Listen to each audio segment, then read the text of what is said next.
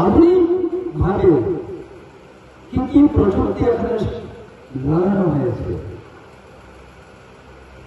এই বিষয়গুলো আমাদেরকে ভাবতে হবে। এটি হচ্ছে একটা গ্রামকে এগিয়ে নিয়ে যাওয়ার বড় বিষয়। আর গ্রাম যখন এগিয়ে যাবে মানে সার্বিকভাবে গ্রামের প্রত্যেকটা পরিবার এগিয়ে যাবে। এবার কিছু পলিসি তার যে সূত্র,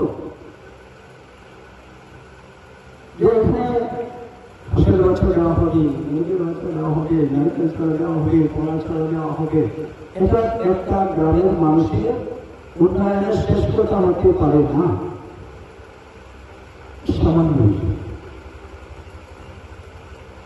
প্রত্যেকটা মানুষের বড় ইনকাম বাড়ানোর জন্য গ্রামীণ এলাকায় তাদের জীবন মানকে উন্নয়ন করার জন্য মাননীয় প্রধানমন্ত্রীজি কঠোর পরিকল্পনা নিয়েছে,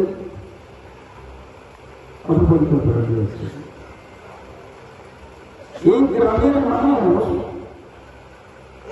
তার যে রোজগার রয়েছে সেই রোজগার দিয়ে কোনদিন একটা পাতলা দাবি তৈরি করা সম্ভব হবে না। তার মাননীয় প্রধানমন্ত্রীজি এই দেশে কোথায় রাজ্যে আমাদের এই গ্রামের প্রত্যেকটা গরিব পরিবারকে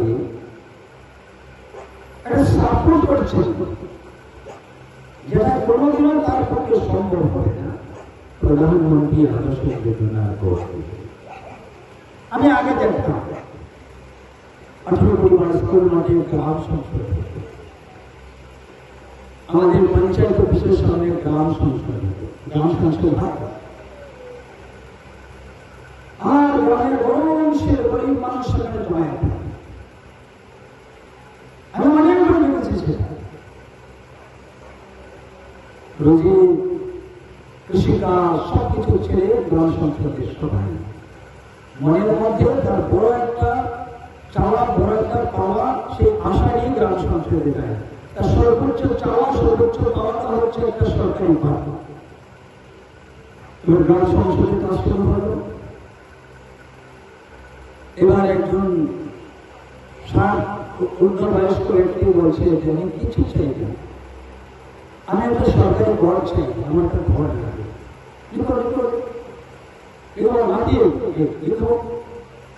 লেখা হলো ওই বৃদ্ধ ব্যক্তির নাম, কিসের জন্য? একটা সরকারি ঘরের জন্য।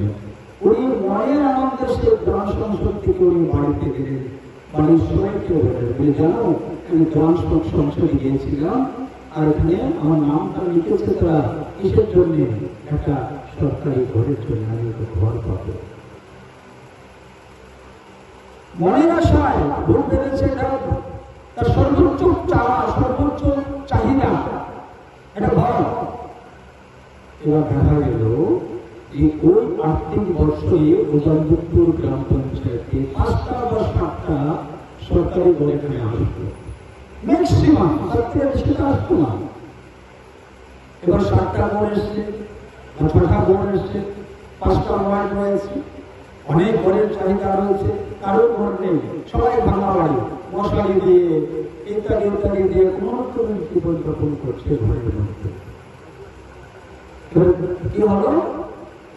ঘরটা ওই যে বৃদ্ধা যে অনেক আশা নিয়ে বুকের মধ্যে চেপে ধরেছিল যে একটা ঘর পাবে, সে লোকটার ঘর দেয়। একটা হচ্ছে এটার নিয়ত ভালো ছিল না, তার জন্য ঘর পায়নি। দ্বিতীয়ত হচ্ছে মূলত 7টা ঘরে এসে তো তাকে দেবে, এর আগে তো আরো অনেক রয়ে গিয়েছে যারা ঘর চাইছে তাদেরকে দিচ্ছে, তারা তারা সবাই আমরা জানি। আর ঘরের নামটা কত ছিল সে তো আমরা জানি কত।